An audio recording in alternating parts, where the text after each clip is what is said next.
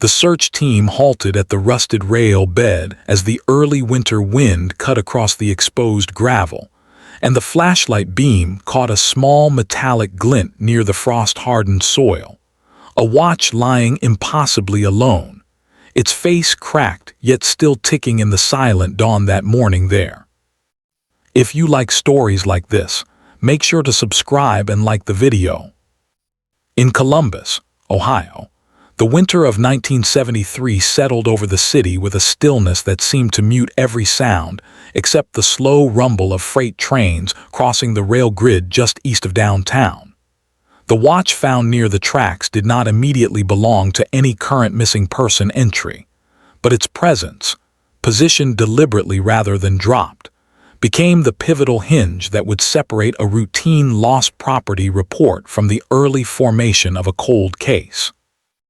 It was a slender gold-plated women's piece, manufactured mid-decade, with a clasp worn thin from habitual use. Within days, a match surfaced when a family several miles north in Clintonville reported that their daughter, 22-year-old Ohio State University student Margaret Elaine Rowan, had failed to return from her evening library shift. The watch was identified through a gift inscription her father had commissioned, initials etched faintly on the underside, confirming the item belonged to Margaret. What had been a vague unease became a focused search, with the rail perimeter combed by officers and volunteers, the air heavy with diesel odor and winter grit. Margaret's disappearance was initially interpreted as a young adult stepping away from academic stress, but in the police records of the time, the tone shifted quickly once her personal effects began surfacing in disconnected points across the rail yards. A single glove was discovered in a gravel runoff near a service road, and her notebook was later found 3 blocks west, pages soaked from a freezing rain event. The fragmentation of her belongings did not suggest random loss, but rather movement under duress or removal by an unknown party who believed dispersal would obscure the route. Columbus media began coverage in mid-January, images of Margaret printed beside grainy rail corridor photographs. Her academic file revealed no conflicts, financial strain, or social entanglement, leading investigators to consider transit-related encounters. The area near the tracks served as an informal pedestrian shortcut between campus housing and downtown employment sites. In the archive logs, whether notes documented recurring fog conditions during her last known route, a visibility drop that may have enabled an unseen approach.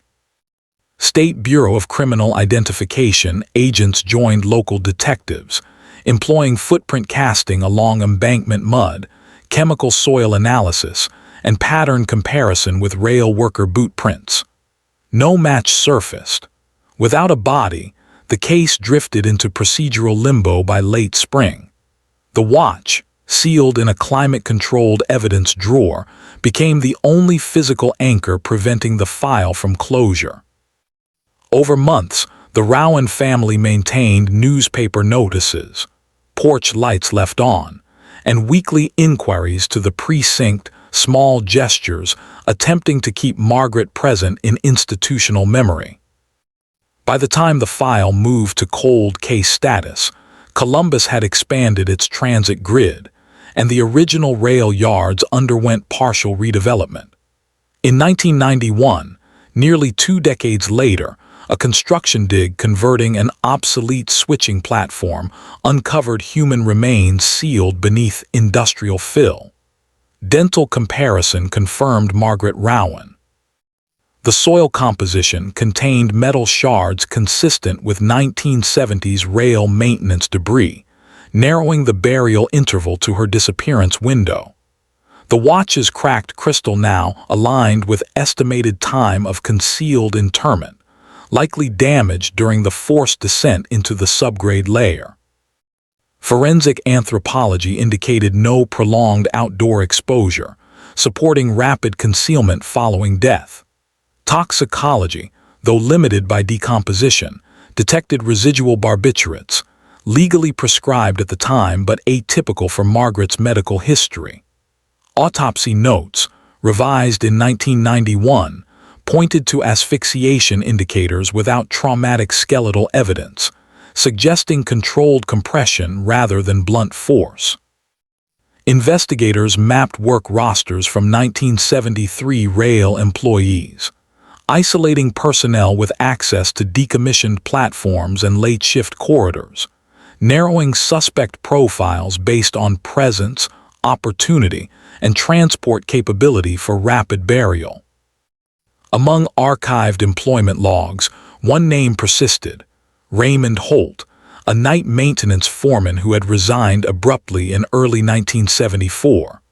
Holt's file noted minor disciplinary actions, including unauthorized equipment use near sealed access pits. By 1991, Holt resided in rural Knox County. Detectives conducted comparative soil retrieval from his former work area, matching mineral ratios and iron oxide concentrations with traces recovered from beneath Margaret's remains. Although circumstantial, it provided directional traction toward a suspect with both proximity and operational knowledge of the rail topography. Digital enhancement of the 1973 witness canvas, transferred from microfilm, revealed a report by a signalman who recalled seeing a woman matching Margaret's appearance escorted by a rail employee toward a service stairwell after midnight. While the signalman's statement lacked identification certainty, the stairwell location matched the sealed pit where the remains were later found. The convergence of spatial coordinates and personnel access solidified the investigative direction. Holt, interviewed in late 1991, denied recollection of Margaret. His responses, though measured, contradicted shift logs placing him in the exact sector the night of her disappearance. Forensic accountants traced Holt's sudden departure to a workplace injury claim filed weeks after Margaret went missing, potentially concealing psychological strain rather than physical harm. Detectives revisited stored evidence, focusing anew on the watch.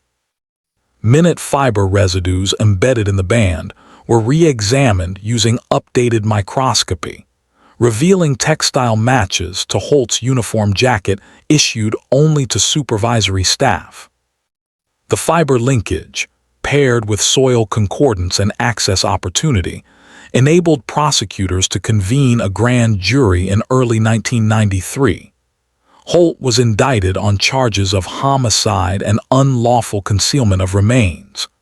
In court records, the watch served not as dramatic centerpiece, but as resilient connective artifact bridging decades of investigative dormancy. Testimony from rail engineering experts established that only a foreman with clearance could have activated the platform lift required to deposit a body beneath the industrial fill before sealing the site. Holt entered a plea of guilty to second-degree murder to avoid a full trial, acknowledging in allocution statements that Margaret had been subdued after a confrontation in the rail corridor. Court summaries indicated no prior relationship between them, underscoring the opportunistic nature of the crime. Margaret's family, present for sentencing, requested no media commentary, and local papers respected the restraint, noting only the conclusion of a 20-year investigation and the closure afforded by evidence persistence through a single object. Holt received a 25-year sentence with parole eligibility contingent upon psychiatric evaluation and demonstrable remorse. Court psychologists cited dissociative tendencies and occupational isolation factors prevalent in 1970s industrial shift work. The legal resolution, though measured, reasserted Margaret's presence in municipal memory, ensuring her case would not dissolve into the vast ledger of unresolved disappearances characteristic of the era's transient corridors and limited surveillance systems. In the aftermath, the rail yard underwent complete redevelopment, with commemorative signage installed along the pedestrian route that once traced Margaret's final path. The watch, now decommissioned from evidence, was returned to the Rowan family, its cracked face preserved exactly as recovered near the tracks. For archivists and investigators, the case illustrated the endurance of physical artifacts across time, the slow accumulation of forensic capability, and the quiet insistence of unresolved facts awaiting eventual convergence. Local memory softened over the years, yet the order of events remained intact in municipal files. Watch, disappearance, rail corridor, sealed platform, exhumation, identification, fiber renewal, prosecution, conviction. In winter, when fog settles across the redeveloped transit line, residents still note the eerie quiet that once obscured a critical moment and a young woman's final passage, now restored to history with precision rather than panic. The file closure entered the city archive with minimal ceremony, marked by a single notation affirming resolution. Nothing in the record elevated the case to sensational narrative.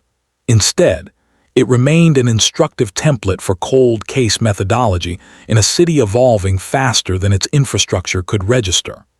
Margaret's name, once reduced to a flyer and nightly worry, regained permanence through lawful procedure and the subtle persistence of a fractured watch beside winter tracks. As redevelopment continued into the 21st century, transit maps no longer referenced the disused corridors where Margaret vanished. Yet, every winter, when the ground hardens along the reclaimed footpaths, the memory of that solitary watch resurfaces. Investigators who once handled the evidence recall the weight of delayed resolution, the patience required of forensic timelines, and the understated dignity of a case solved not through dramatic confession, but through incremental study of minerals, fibers, and stamped metal. Margaret's legacy rests not in headlines but in procedural clarity, reminding future detectives that even in expansive rail networks and shifting urban landscapes, a single misplaced object can carry an entire truth forward. In the quiet of Columbus winters, the tracks remain, their steel softened by snowfall, holding in their silent geometry the faint memory of a student's route, and the watch that refused to be forgotten by history now finally.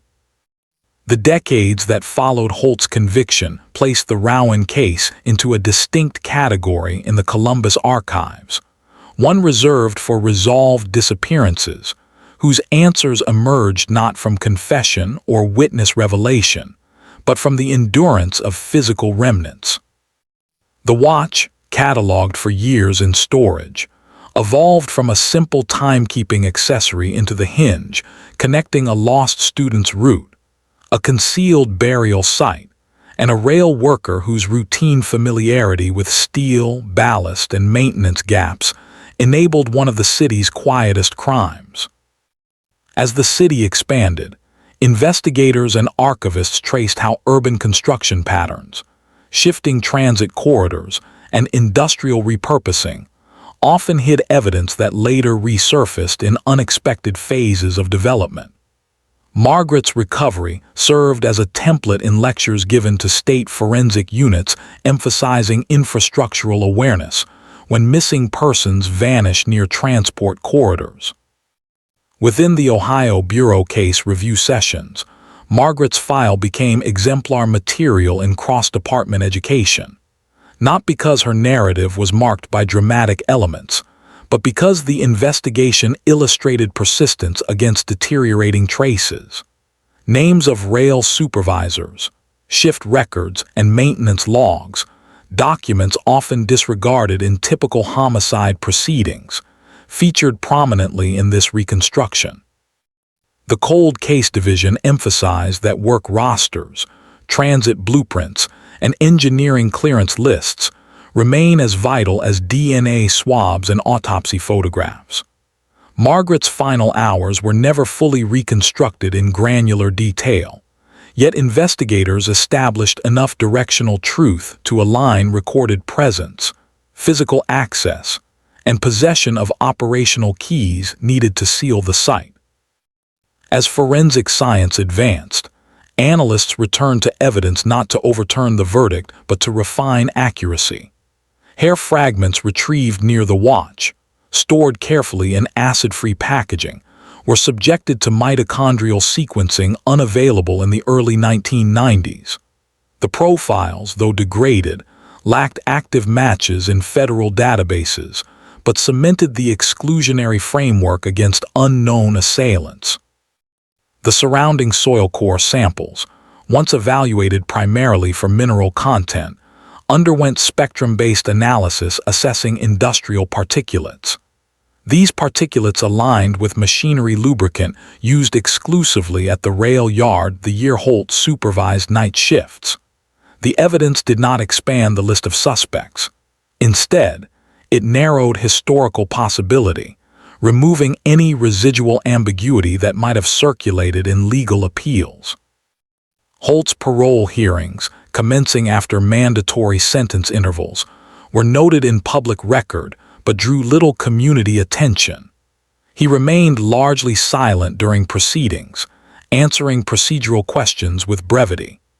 Psychological evaluations described him as cooperative but emotionally detached, exhibiting no active aggression or opposition but minimal introspective engagement with the offense.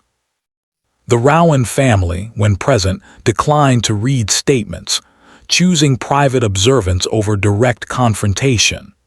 Their reserve, consistent across the decades, shaped how local journalists documented the case, avoiding dramatic prose and restricting coverage to official hearing outcomes. Columbus, by the early 2000s, had transformed its industrial core. The rail yards that once defined the city's freight identity had ceded ground to mixed-use developments, pedestrian lanes, and commercial spaces. Yet city planners quietly preserved the section of walkway nearest to the former switching platform, embedding a modest plaque, not decorative or sentimental but informational, acknowledging the location's relevance to a solved missing person file. It was not a memorial in the interpretive sense, simply a geographic marker ensuring historical accuracy. The Rowan family agreed to the placement only after assurances that the plaque would reflect procedural truth rather than emotional tribute. University archives also maintained Margaret's academic standing, noting her coursework, expected graduation trajectory, and research interests in early American literature. Faculty members who once supervised her studies provided retrospective statements stored in the institutional file, but not released broadly. The campus community eventually integrated her narrative into annual safety briefings for students navigating city-adjacent transit paths.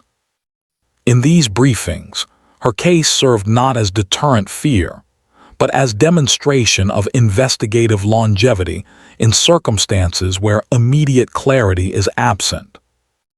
In 2012, a statewide symposium on cold case methodologies included Margaret's case as part of a chronological review detailing the transition from analog documentation to digitized forensic indexing.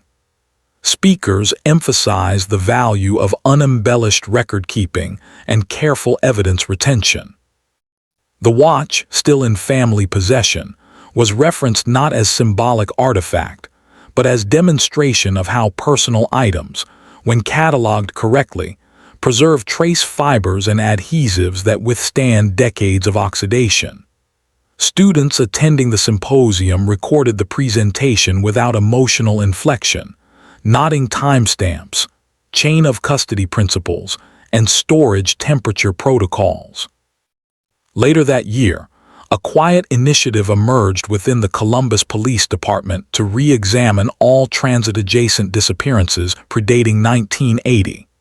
No significant parallels materialized with Margaret's details. The controlled access, concealment method, and specific platform usage in her case remained anomaly rather than pattern, reinforcing why Holt's conviction held legal and historical solidity. Analysts reviewed labor union files, cross-checked shift abandonment reports, and compared rail yard incident logs to identify any unreported injuries or missing persons connected to Holt's tenure.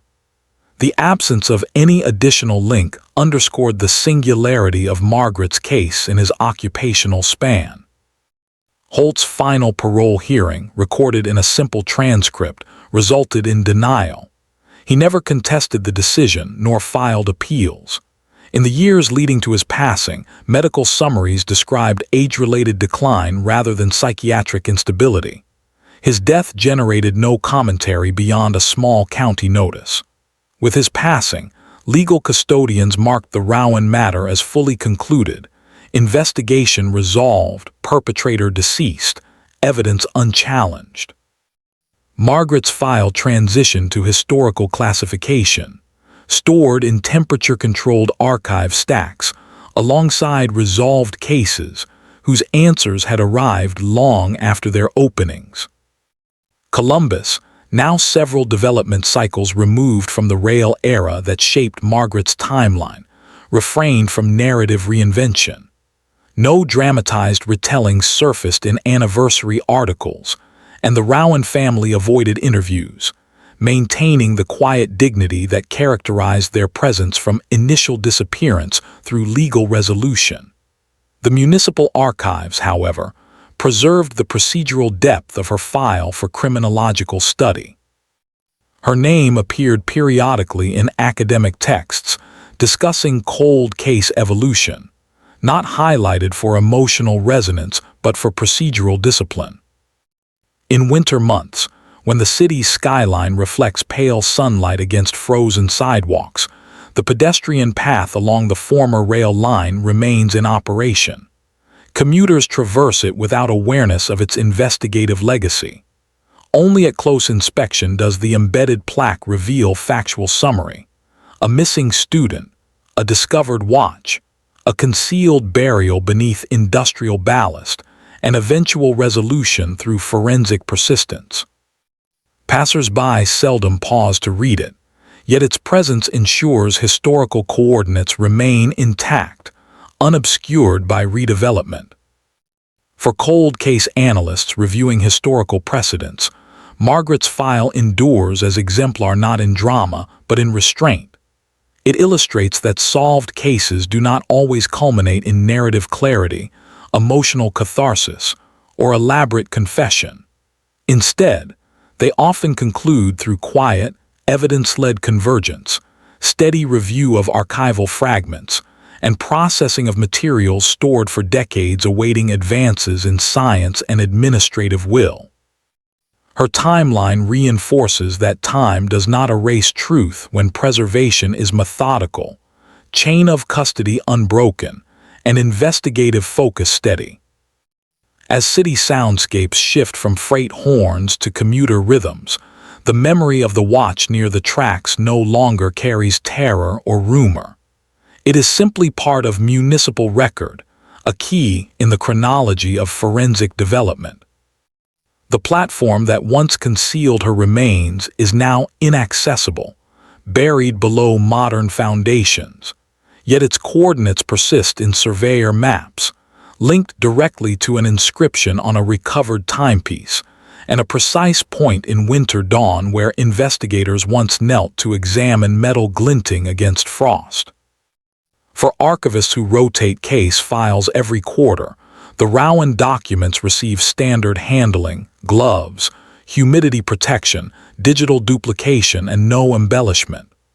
The fact pattern stands alone: disappearance in 1973, discovery in 1991, conviction in 1993, final closure in subsequent decades. In a city that has learned to balance memory against forward momentum, Margaret's presence remains not in public ceremony, but in accurate ledgers and procedural truth. That ultimately is her legacy, neither forgotten nor dramatized, but preserved exactly as the record demands, secured against distortion by the very quietness that defined her case. The watch that once lay beside Winter tracks now exists only in stillness, returned to a family that asked for no spectacle, no extended coverage, and no retellings beyond the steady, factual account that the investigation produced over decades of unbroken scrutiny. In the final accounting of the Rowan investigation, what remained most striking to those who studied it was not the eventual conviction, nor the technical pathway by which an artifact and soil trace forced a forgotten night foreman into judicial exposure, but the sustained clarity with which every piece of preserved material resisted disappearance. Cold cases often erode not through investigative failure, but through time's quiet abrasion of relevance.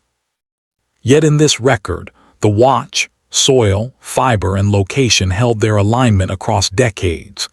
Students of forensic methodology who encountered the file in training viewed it as an austere demonstration of evidentiary endurance.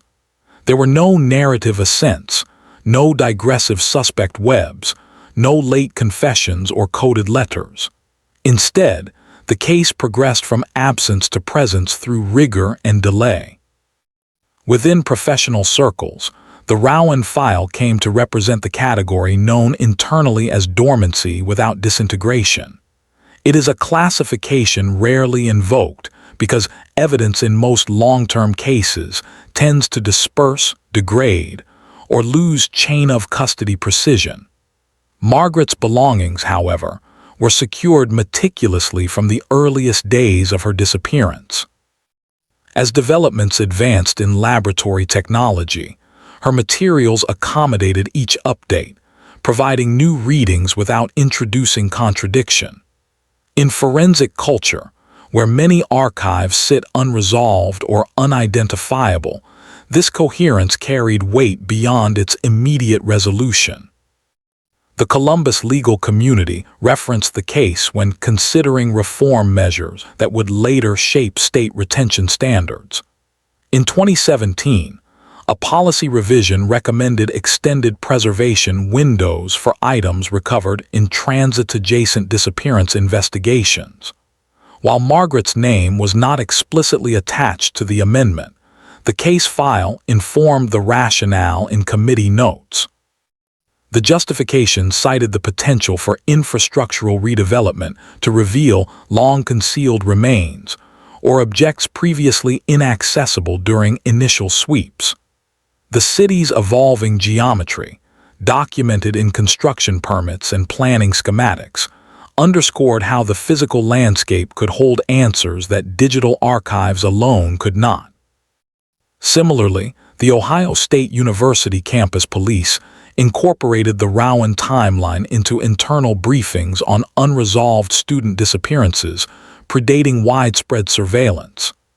It was not presented as cautionary warning, but as procedural case study demonstrating how geographic familiarity, routine pathing, and predictable schedule patterns create investigative maps.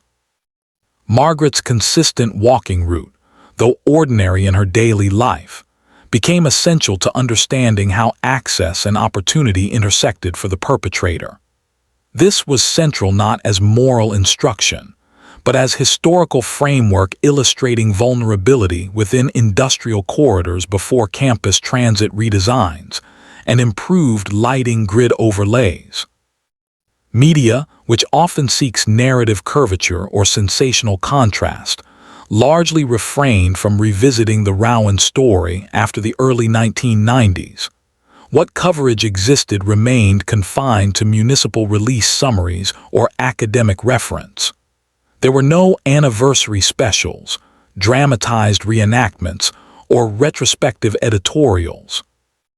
The restraint stemmed from both family preference and the nature of the resolution, a case solved through gradual, unembellished forensic consolidation rather than emotional revelation. In a media landscape inclined toward escalation, the Rowan investigation held its shape as a counterexample: truth without theatrics, closure without catharsis. Margaret's personal documents, returned privately to the family following adjudication, did not reappear in research or publication. University archivists honored the decision to withhold portions of her academic writing, correspondence, and library logs. The internal record, while complete, remained partitioned from public access. Respect for that boundary became part of the archival culture surrounding the case. Students studying the file encountered only what was necessary for procedural comprehension: disappearance date, recovery site, identification confirmation, access records, platform sealing, conviction, sentencing, and subsequent appeals. No supplemental narrative frames were permitted to shape emotional overlay. In quiet neighborhoods north of downtown, older residents occasionally referenced the disappearance when discussing shifts in rail traffic patterns over the decades. These mentions carried a factual tone rather than nostalgia or unease. The city's relationship to the rail grid had transformed sufficiently that few residents maintained direct memory of the corridors as they existed during the early 1970s. The shift from freight priority to streamlined commuter design removed the environmental context that had allowed the original crime to occur without witness continuity. Contemporary travelers passing through the redeveloped zone encountered only surface-level infrastructure, unaware of what the subgrade layers once concealed. The plaque marking the route persisted, modest in dimension and without ornamentation. Its wording remained unchanged: a notation of disappearance, a date range covering recovery and resolution, an acknowledgement of investigative procedure. Those who paused long enough to read it encountered a distillation of decades, unadorned by conjecture or narrative tone. The plaque did not attempt to interpret Margaret's presence or the nature of what occurred. It stood simply as confirmation that the route carried historical weight. In urban design, where commemorative markers often lean toward memorial, this one remained strictly informational. Rail authorities who succeeded Holt in supervisory roles maintained no institutional memory of him beyond what his personnel file documented. His tenure was treated administratively rather than psychologically. There were no internal reclassifications, no posthumous assessments. His name appeared only in case citations when cold case investigators presented procedural review. In this way, the perpetrator's presence in the record diminished proportionally as the clarity of Margaret's identification and recovery solidified. The focus shifted, not through editorial preference, but through forensic gravity. The victim's preserved timeline outweighed the offender's transient occupational footprint. By 2020, digital consolidation of historical case files placed Margaret's record into a secure state database. Access remained limited to certified investigators, licensed researchers, and training officials. No public portal linked to the case. For students analyzing the cold case record, the Rowan file exemplified restraint. It demonstrated that not every solved disappearance transitions into cultural memory. Some remain embedded in institutional history, their details reserved for professional examination rather than narrative circulation. In criminological study, her case offered grounding, a reminder that investigative success does not necessitate public echo. In exploring why the Rowan file retained clarity where others dissipated, scholars noted the congruence between object, environment, and documentation. The watch, though small, provided tactile continuity. The buried platform, though sealed, provided spatial certainty. The personnel logs, though routine, provided direct access mapping. Each element carried definitive context rather than interpretive nuance. This quality aligned with forensic preferences for certainty over inference, chain of custody over recollection, and geographical precision over narrative speculation. For the Rowan family, closure did not manifest through commemoration but through accurate record. The return of the watch concluded their involvement with institutional processes. No additional legal actions, civil filings, or memorial developments followed. They withdrew from public record, allowing the case's procedural design to stand on its own. In their absence from commentary, the case settled into quiet permanence rather than cultural reinforcement. Their choice shaped its legacy.